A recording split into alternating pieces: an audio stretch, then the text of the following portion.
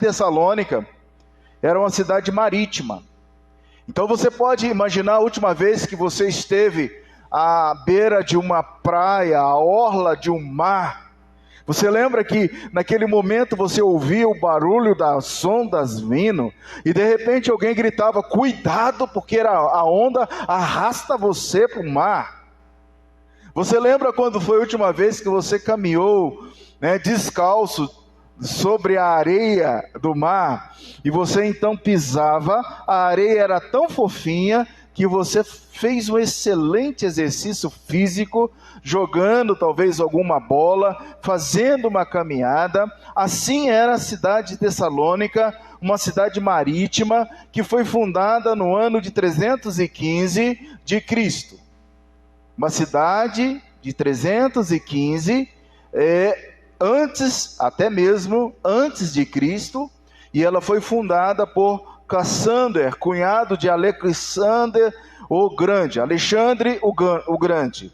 Essa carta foi escrita pouco tempo depois que Paulo saiu de Tessalônica, e ele agora está aí aproximadamente 20 anos após a ressurreição de Jesus. São 20 anos após a ressurreição de Jesus que Paulo dirige essa igreja. Tessalônica e a igreja de Tessalonicenses é uma igreja importante. É uma igreja como essa, a nossa igreja. Então, eu convido a você a pensar na igreja de Tessalônica como se fosse a nossa igreja. Essa é uma epístola rica de ensinamentos, e se você começar a ler essa epístola, no capítulo de número 1 até o capítulo de número 5, você vai aprender muitos ensinamentos importantes. Você vai aprender ensinamentos aqui que trata de expressão de amor, de estímulo. Paulo havia 4 motivos para escrever essa carta em relação àquela igreja que trazia algumas preocupações. São 4 fundamentos de Paulo escrever essa igreja. Primeiro, estava levantando alguns opositores que estavam caluniando o caráter e o seu ministério. Segundo, havia o perigo de descanso em questões morais. O relativismo já estava imperando nesta cidade portuária, marítima. Você pode pensar que em cada porto havia a prostituição, o adultério, e eles estavam já sofrendo resquícios dessas questões morais. Terceiro lugar, havia um mal entendido acerca dos ensinos da segunda vinda de Cristo. Esta é uma carta que fala da segunda vinda de Cristo. Essa é uma mensagem atual e muito importante para a vida da igreja, porque Jesus está voltando. Quantos que estão aqui nessa noite creem que Jesus está voltando? Amém. E quarto e último lugar, havia falta de respeito pelos líderes que atestava a disciplina na vida da igreja. Isso é um problema muito sério. Os insubordinados, os insubmissos estavam no centro daquela igreja, e isso começa a preocupar o apóstolo Paulo. Meus queridos, cada detalhe que compõe essa carta, ela é importantíssima para o crescimento da igreja, para o desenvolvimento da igreja.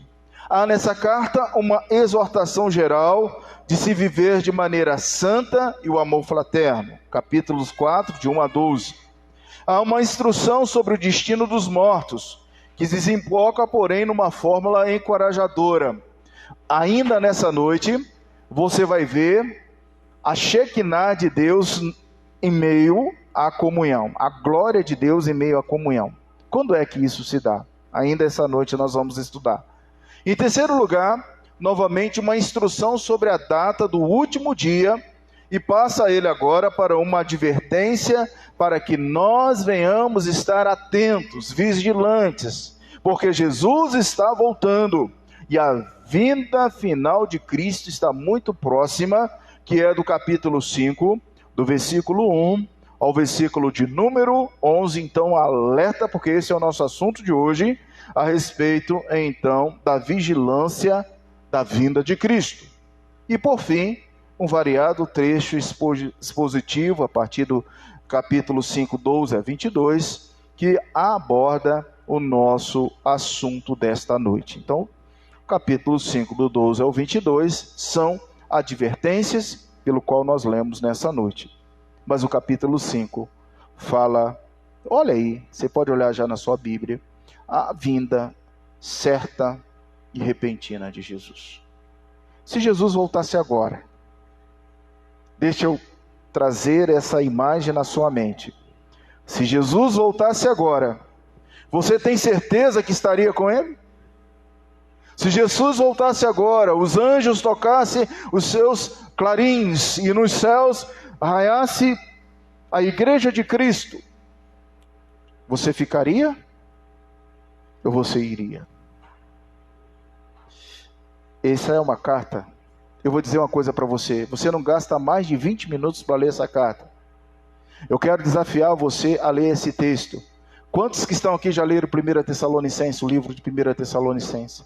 Leia 1 Tessalonicenses, assim como a gente faz com Romanos. Leia 1 Tessalonicenses. Antes, porém, dê uma olhada nos versículos de 4 a 11. Abra a Bíblia, não feche, leia com os olhos, leia rápido, leia silenciosamente.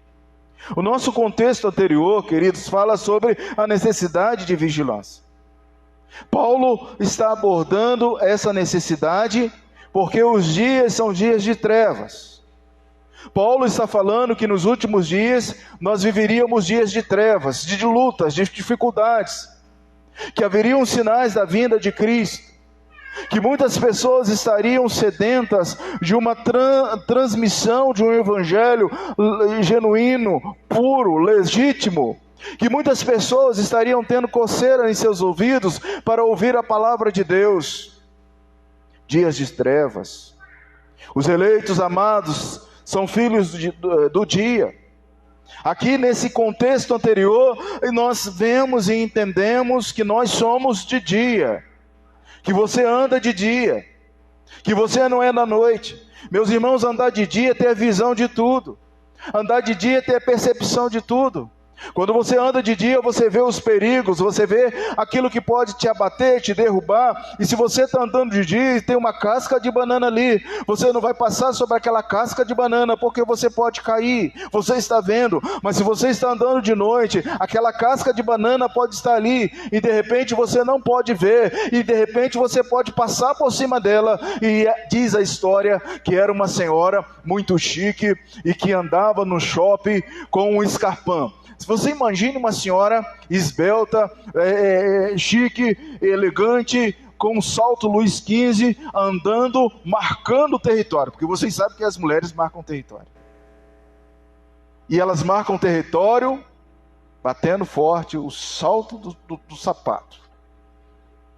Se algum dia você cruzar com uma mulher marcando o território com um salto de sapato, com um escarpão Luiz XV, abra bem os seus olhos, tome cuidado. E aquela mulher elegante estava no shopping, e eis que de repente ela pisou em falso. Você já viu? Traz à sua mente a cena, aquela senhora caindo. Quando você anda de dia, querido, você tem possibilidade de visualizar, de ver, e o contexto está trabalhando dentro desta questão. Nós somos filhos do dia, nós somos eleitos, amados por Deus, e portanto nós somos sóbrios. Hoje foi uma bênção aqui na nossa igreja, e foi um treinamento para os diáconos dessa igreja, né? Um futuro diácono e o diácono dessa igreja. Há muito tempo nós não tínhamos um treinamento ao vivo e a cores, e eu adorei, porque é bom a gente treinar de vez em quando a lidar com pessoas que não estão sóbrias. Testa a paciência da gente, a minha paciência, testa a paciência do diácono, testa a paciência do público e da igreja, Porque é uma alma carente de Deus, uma alma sedenta da palavra, uma alma que está ali, às vezes, não sóbria, não lúcido, mas que a alma dessa pessoa bebe da palavra do Senhor, dos ensinamentos do Senhor. E algumas dessas pessoas se convertem. Você é uma pessoa que não está bêbada. A Bíblia diz: não vos embriagueis com vinho, aonde há dissolução, mas enchei-vos da palavra de Deus, revesti-vos da palavra de Deus, sejam sóbrios com a palavra de Deus, esteja vigilante. E a minha fala nessa noite é: Jesus está voltando, seja vigilante, atento, atenta, porque Ele está chegando. O seu Senhor, o seu Salvador está chegando. Meus queridos irmãos, ele trata desse contexto da couraça da fé, do amor, do capacete da salvação. Esse é um assunto que estava na cabeça do apóstolo Paulo, e antes dele citar em Efésios, ele menciona esta questão, ele aborda esse assunto aqui de forma linda, dentro desse contexto. E outra coisa, Efésios 6, de 10 a 20, Paulo então ele vai escrever, ele vai registrar através do Espírito Santo algo que eu e você nós precisamos ter. Eu não vou entrar nesse texto, porque aqui ele somente menciona, veja o versículo de número 8, ele menciona: nós porém que somos do dia, sejamos sóbrios, revestimos-nos da couraça da fé, do amor, tomando como capacete a esperança da salvação. E ele está já visando o assunto lá de Efésios. Mas qual é o nosso resumo nessa noite? Pega bem o resumo dessa noite que você vai compreender o que nós vamos falar. O resumo dessa noite é: eu preciso considerar o meu irmão. Vou repetir para que você possa escrever no seu boletim, para que você possa aí ao lado, olha só, já começar aí a preencher essas linhas. O nosso resumo é: eu preciso considerar o meu irmão. Não é só considerar, eu preciso ter a máxima consideração, pois esse é o nosso tema dessa noite. Vamos agora começar a abordar os versículos de número 12, 13, 14 e 15. A nossa estrutura está, o nosso tema está no versículo de número 3. Olha aí.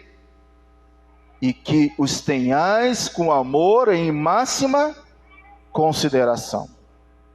A máxima consideração, meus irmãos, ela é muito importante para todos nós.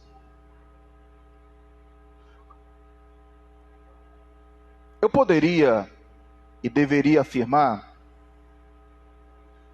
que nós sabemos que a verdadeira consideração vem de Jesus.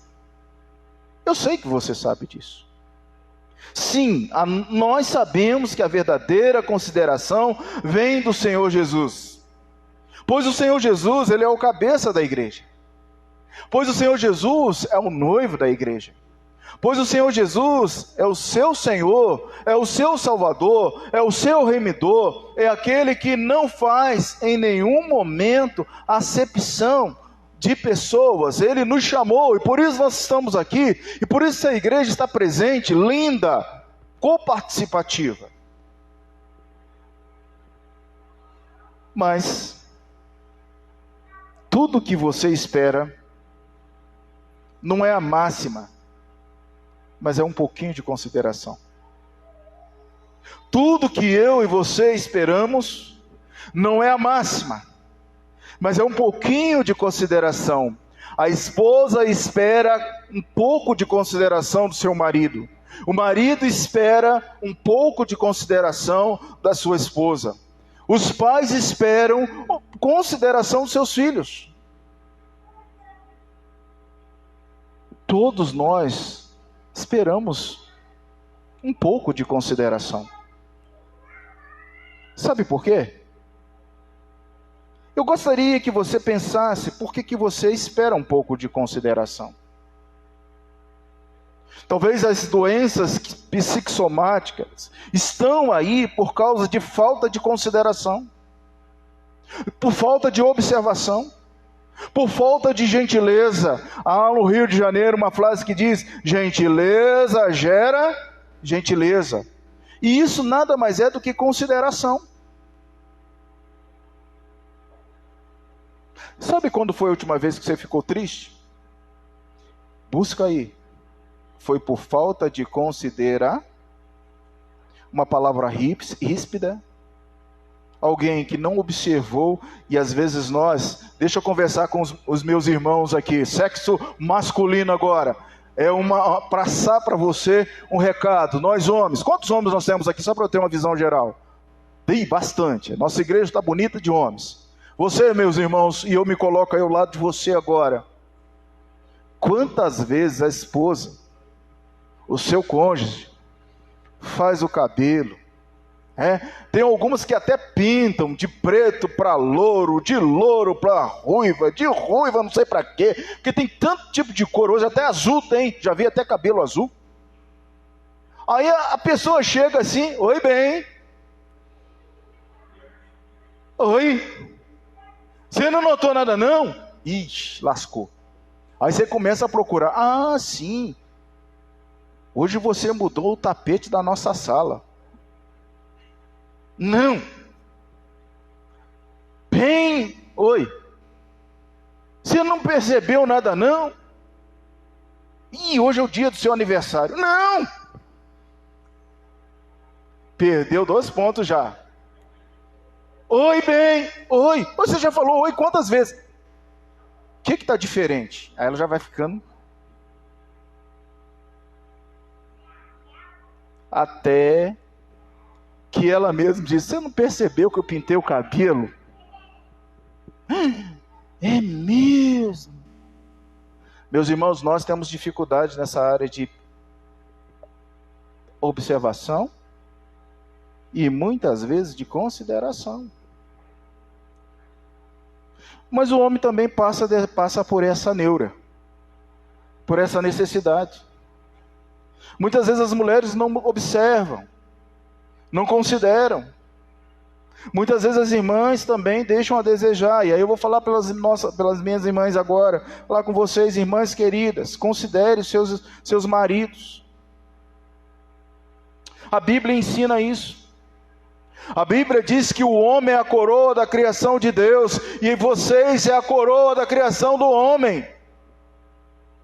Então também faça o caminho natural, não espere só consideração, considere alguma coisa. Bem, parabéns, você emagreceu, você está elegante, vamos para frente, pega firme. Bem, que coisa boa, você consertou a pingueira da torneira lá. Considere alguma coisa, sempre nós devemos considerar. E hoje eu quero mexer com a igreja nessa questão, nesse quesito, não é de um pouquinho de consideração, mas o texto diz o quê? Máxima consideração.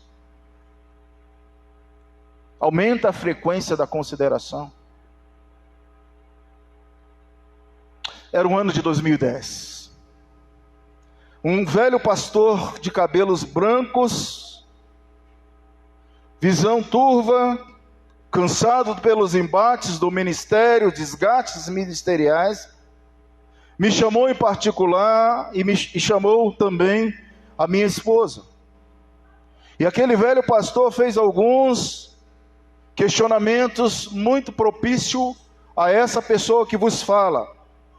Ele era meu pastor de juventude. Ele foi o meu tutor que me enviou ao seminário, ao presbitério, ao SPS, Seminário Presbiteriano do Sul. Além disso, ele tinha sido pastor do meu pai e da minha mãe, que não vivia mais. Esse homem tinha ou não tinha autoridade sobre a minha vida? Ele me colocou sentado: vem cá, reverendo Luiz André, eu quero conversar com você. Eu quero conversar algumas coisas com você. E depois de muitas exortações, ele me disse com muito amor e ternura, porque ele sempre foi o meu tutor, ele disse assim: meu filho, na sua vida ministerial, e eu trago isso até hoje, meu filho, na sua vida ministerial, não crie limo. Não crie limo. Mas o que é limo? Você sabe o que é limo? Limo é uma mistura viscosa, pegajosa, de argila ou de matéria orgânica com água, com barro, com lama. Limo é lodo. Você sabe o que é lodo? Você vai limpar uma caixa d'água e você vê lodo, você vê limo, você vê essa questão pegajosa. E o reverendo Devaldo Ferreira da Cunha, meu tutor, ele é vivo ainda hoje, ele disse para mim: meu filho, não crie limo. Eu quero dizer isso para você hoje. Não crie limo. Sei que o limo precisa de uma limpeza profunda. É difícil tirar aquele verde da caixa d'água, da piscina. É difícil tirar o limo do seu coração, das profundezas do seu coração. Mas veja esse texto agora, porque existem preceitos importantes, taxativamente, para a sua vida, para mudar o seu ser, para mudar a forma de pensar. A partir de agora, pense em ter a máxima consideração, não um pouquinho de consideração não, máxima consideração pelo seu filho, máxima consideração pelo seu marido, máxima consideração com os irmãos em Cristo, máxima consideração com o seu patrão, máxima consideração com aquele que é seu subordinado, máxima consideração. Porque o limo tira a consideração. O limo destrói. Olha para o versículo de número 13. Que os tenhas com amor em máxima consideração. Máxima consideração, em primeiro lugar, queridos, para com os que trabalham entre vós. Versículo 12. Agora vos rogamos, irmãos, que acateis com apreço os que trabalham entre vós, os que vos preside no Senhor e vos admoestam. Aí está a estrutura da nossa reflexão nessa noite. Os 3 pontos estão aí. Primeiro, para os que trabalham entre vós. Elepomen, em grego, significa que nós estamos pedindo, que nós estamos rogando aos irmãos que sabe que acateis com apreço, que mostre reconhecimento, que tenha consideração com aqueles que trabalham arduamente, com aqueles que laboram, com aqueles que lutam. A máxima consideração é um preceito, isso é um princípio que deve ser modal. Você sabe o que é um princípio modal? Eu pego emprestado de Aristóteles para dizer o que é um princípio modal. A lógica modal se refere àquele sistema de lógica formal que procura lidar com modalidades, tratar de modos quanto a tempo, possibilidade, probabilidade. Tradicionalmente, as modalidades mais comuns e possíveis são de necessidades, e esta é uma necessidade para todos nós. Você imagina agora se todos fossem advogados, se todos fossem médicos, se todos fossem psicólogos, se todos fossem engenheiros, como seria? Como seria?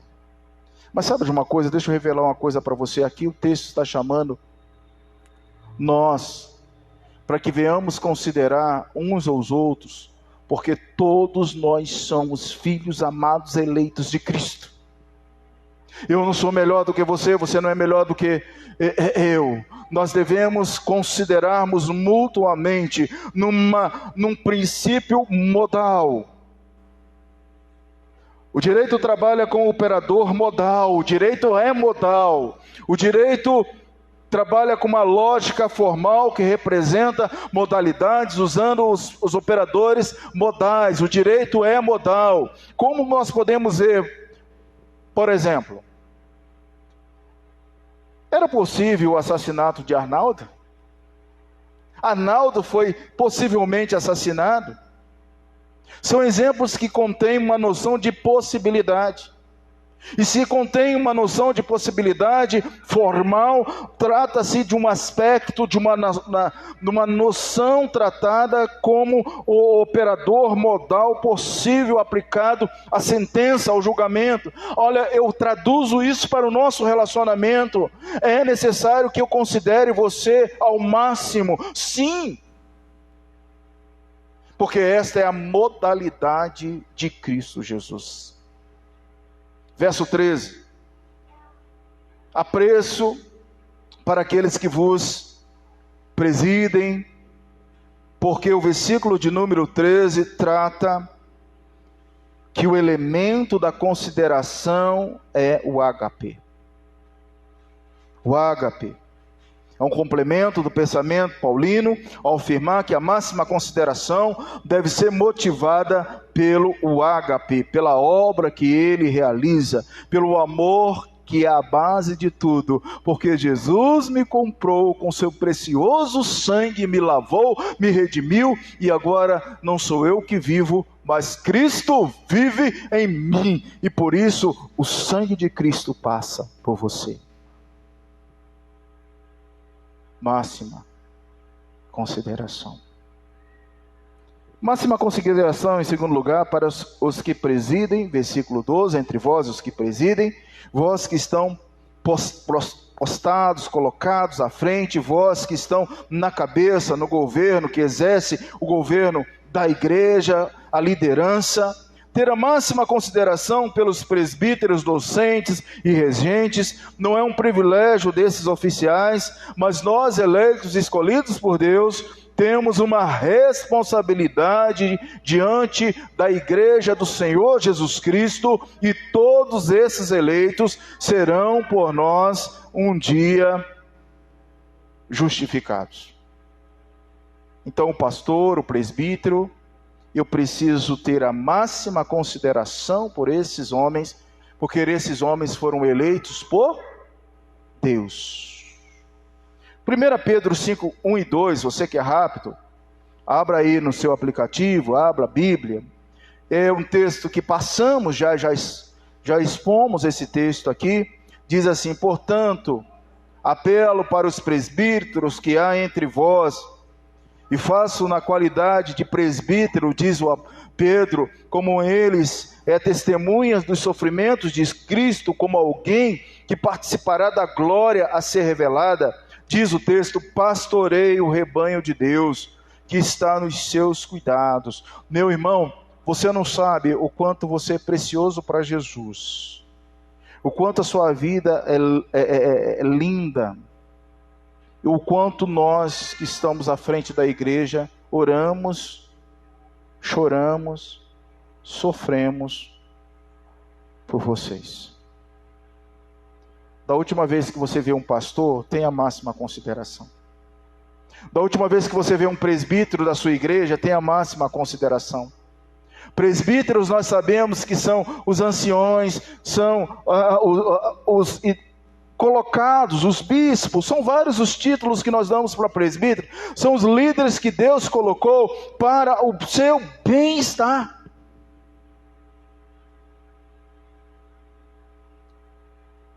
Terceiro e último lugar, tenha a máxima consideração para aqueles que vos admoestam. Verso 12: vós admoestam, aqueles que têm em mente vós. Esse termo no grego é aqueles que sempre têm em mente a sua pessoa.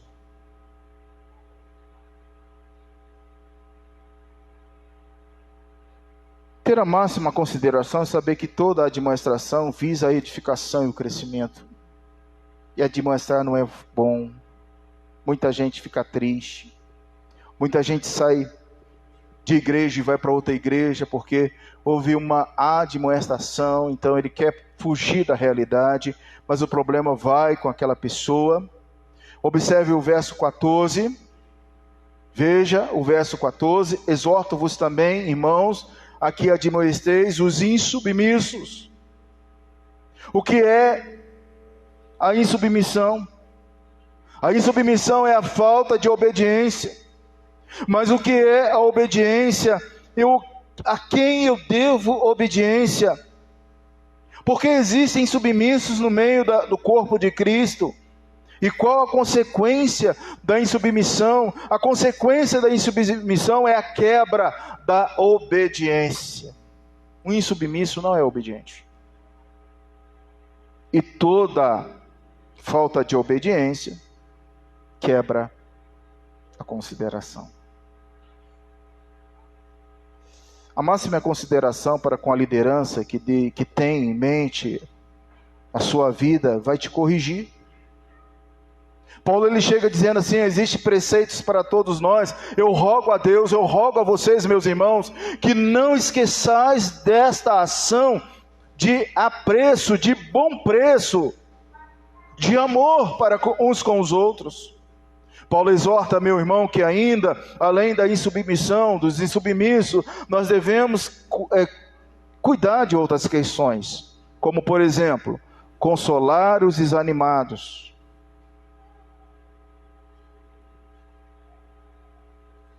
Deixa eu dizer algo para você. Você chegou hoje talvez aqui cansado. Respira fundo, porque o Senhor Jesus, Ele vai te fortalecer, Ele vai te animar. Não desista, siga em frente. Você está no caminho certo, você está na igreja do Senhor Jesus Cristo, na noiva do Senhor Jesus Cristo. Meu irmão, levante a sua cabeça, fortaleça no Senhor, e nós estamos aqui para cuidar uns dos outros, porque o único lugar onde Deus chamou e padronizou é a igreja. É a igreja. Você é um eleito, uma eleita amada do Senhor. Segundo lugar, ampare, acolha os fracos.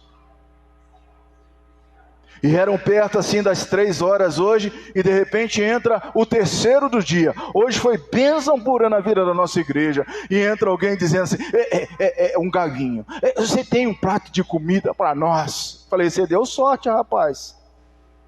Eu quero agradecer aqui as irmãs Lívia, irmã Miles, irmã Dodô. Que rango gostoso! Nós trabalhamos, mas nós comemos muito. Obrigado. Ó. E alimentou outras pessoas. E aquele gaguinho: eu estou com fome. Coma, tem comida. Que coisa linda a casa do Senhor ter alimento. Aqui é lugar de abraçar, de amparar, de ajudar. Se você está fraco na fé, peça socorro. Se você está precisando, chame. Olha o último sermão que eu falei: chame os presbíteros. Ainda estamos aqui, nós somos os presbíteros. O que você não pode ficar é fraco e morrer na fé, e desistir de andar com Cristo, e desistir de ser um filho amado do Senhor. Olha, cuide dos fracos, ser paciente, longânimos para com os todos. Meus irmãos, está faltando paciência aí? Tenha paciência. O choro pode durar uma noite, mas a alegria vem pela manhã. Olhe o versículo de número 15. Observe: evite retribuir a outrem o mal por mal. O mal por mal. Nós devemos retribuir com o bem. Dê. Ser bondoso, expresse a bondade que vem do Espírito Santo. Você não precisa retribuir o mal com o mal, mas eu vou pagar com a mesma moeda. Quando eu passar do outro lado, eu vou cantar o cântico da vitória. Você vai ver a sua derrota. Ô, gente, isso é teologia que anda por aí. Pelo contrário, diz o versículo, veja: segui sempre o bem entre vós e para com todos. Eu quero terminar a nossa reflexão citando o Catecismo Maior, quando na pergunta 82 você lê: quando se realiza a comunhão e glória que os membros da igreja invisível têm com Cristo? Essa é a pergunta importante que eu quero que você saia daqui também pensando. Quando é que a comunhão é em glória? A resposta: a comunhão é em glória quando os membros da igreja invisível têm com Cristo. Você não sabe quem é a igreja de Cristo aqui. Você não sabe quem são a igreja invisível do Senhor. Aqueles aqui em Santa Maria tem muita gente que vai fazer parte da igreja do Senhor Jesus Cristo, que eu não sei, que você não sabe. Mas quando você dá de contato com essa afirmativa, você sabe que a igreja invisível é aquela que realiza nesta vida algo precioso. 2 Coríntios 3,18 diz: e todos nós, como rosto desvendado, olha, tirar o véu, nós falamos hoje isso, contemplando por espelho a glória do Senhor, somos transformados de glória em glória, na sua própria imagem, como pelo Senhor o Espírito. Então tenha máxima consideração com os líderes, mas tenha máxima consideração uns com os outros. Nós devemos ter máxima consideração, porque é assim que o Espírito Santo espera nesta vida. Mas vamos mais um pouquinho para frente. Você vai realizar a comunhão em glória imediatamente depois da morte. Se o seu coração parar de bater agora, lembra-se daquilo que foi escrito em Lucas 23:43. Jesus lhe respondeu: em verdade te digo que hoje estarás comigo no paraíso. Olha que certeza, você vai estar com o Senhor Jesus hoje. Não tenha dúvidas. Isso é em glória com Cristo, é em glória com o Senhor. E em terceiro lugar, e finalmente essa glória, a comunhão em glória, é aperfeiçoada na ressurreição e no dia do juízo. 1 João 3:2 diz: amados, agora somos filhos de Deus e ainda não se manifestou o que havemos de ser. Sabemos que quando Ele se manifestar, seremos semelhantes a Ele, porque havemos de vê-lo como Ele é. E esse texto que a gente leu dentro desse contexto, 1 Tessalonicenses 4:17 diz: depois de nós, aí você está bem pertinho, ó, aqui, bem acima do 5, depois de nós, leia aí, os vivos, os que ficamos, seremos arrebatados juntamente com eles entre nuvens, para o encontro do Senhor nos ares, e assim estaremos para sempre com o Senhor. Amém. Nessa noite você estudou comigo que você deve ter máxima consideração.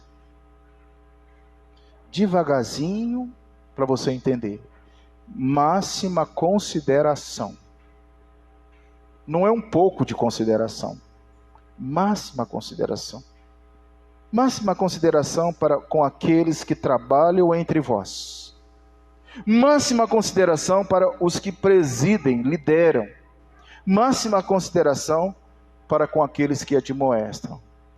Máxima consideração entre uns e outros. Queridos, aplicação prática. O que esta passagem nos ensinou nessa noite? Em primeiro lugar, que somos chamados a ter esta consideração pelos nossos líderes, por aqueles que estão trabalhando na obra do Senhor. Logo, todos nós somos chamados a exercer essa máxima consideração uns para com os outros, porque você tem uma vocação, você trabalha na obra do Senhor. São preceitos para o meio da nossa igreja. Agora, como você vai executar esses preceitos? De ter máxima consideração, de consolar, de amparar, de ajudar, de amar, de se importar. Essa igreja vai ser uma igreja forte quando a gente exercer isso. E sabe de uma coisa? Você sabe quem acrescenta à igreja as vidas, as almas, as pessoas? É o Senhor, é o dono da igreja. E veja que nós queremos em glória viver tudo isso que eu acabei de dizer, mas se eu não estou treinando aqui agora o meu relacionamento, como é que eu vou viver essa coinonia com o Senhor? Eu quero sugerir algumas coisas para você. Primeiro, quero chamar a sua atenção para o fato que somos uma família. Essa igreja é uma família. Um segundo para você olhar para trás. Olha aí, porque eu tenho a visão geral. Olha para trás. Que família linda. Você é uma família. Você é uma família. Como é uma família? Como é a sua família? Se somos uma família, de fato, somos uma família que vai para os céus. Como é que eu posso te diminuir você, Neide, se eu vou morar eternamente com você? Como é que eu posso ter preconceito? Como é que eu posso julgar? Como é que eu posso não ter consideração se eu penso que vou morar eternamente com meus irmãos? Paulo agora está exortando a igreja de Tessalônica: por favor, acorda, igreja, tenha máxima consideração pela liderança, pelos presbíteros, pelos diáconos, pelos professores, pelos presidentes, mas tenham considerações uns para com os outros. Nós todos somos chamados por Deus para exercer o nosso ministério, para exercer o nosso chamado, para exercer a nossa vocação. Enquanto você não vai para os céus, você tem 5 passos para você fazer. Querem anotar? Quais são os 5 passos? Primeiro passo: ter um olhar de máxima consideração uns para com os outros. Você vai chegar em casa hoje e vai dizer assim para sua mãe: mãe, talvez eu nunca te disse que você é importante para mim, mas você é muito importante para mim. Lasca um beijo na testa da veinha, a veinha vai ficar muito feliz. Se você puder passar na rua e levar alguma coisa para ela, leve.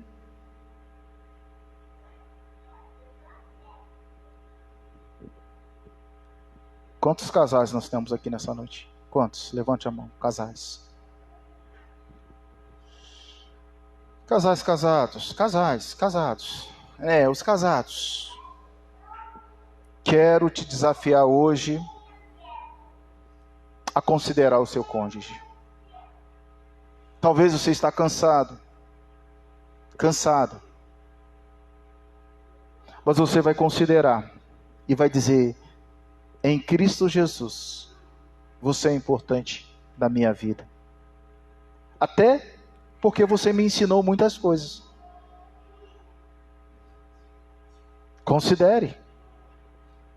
E ele vai falar: nossa, por que você está falando isso para mim? Porque a Bíblia me ensinou. Segundo lugar, saber que a igreja faz parte de um processo de treinamento que culmina na comunhão em glória. Eu não quero dizer da comunhão só aqui não, porque aqui é bom demais. Nós comemos juntos, nós tiramos pedra, nós quebramos o muro, nós soldamos a tela, nós rimos, as crianças tomaram banho como é que é aquele negócio? Lá no tanque, na caixa d'água. É bom demais estar na igreja, gente. Nós ficaríamos da escola dominical o culto à noite se a gente tivesse um roupa aqui, porque poderíamos tomar banho, poderia ficar aqui para quem ir embora para casa. Não saia desta igreja, da comunhão dos santos. Não desista. Esse negócio de ficar em casa não faz parte do cristão. Esse negócio de não vir à igreja, não se envolver nos trabalhos de Deus, não faz parte do cristão. Você precisa se envolver em todas as atividades da igreja, do varrer ao templo, ao pregar, ao evangelizar. Olha, meus irmãos, seja participativo, porque você está treinando. Eu quero ver na hora que Jesus chamar você dizer: eu não quero ir para os céus. Você vai ter o resto da sua vida. Mas você não aprendeu na igreja, será que você vai? Terceiro, que todos nós temos nossa parcela de responsabilidade. Você tem a sua responsabilidade. Deus te chamou para exercer responsabilidade e ter responsabilidade. Terceiro passo, todos nós temos a nossa responsabilidade. Quando chegar aquele grande dia, você vai ouvir Jesus falando: servo bom e fiel, foste responsável. Pior se a gente ouvir: foste irresponsável e eu não te conheço. Aí é duro.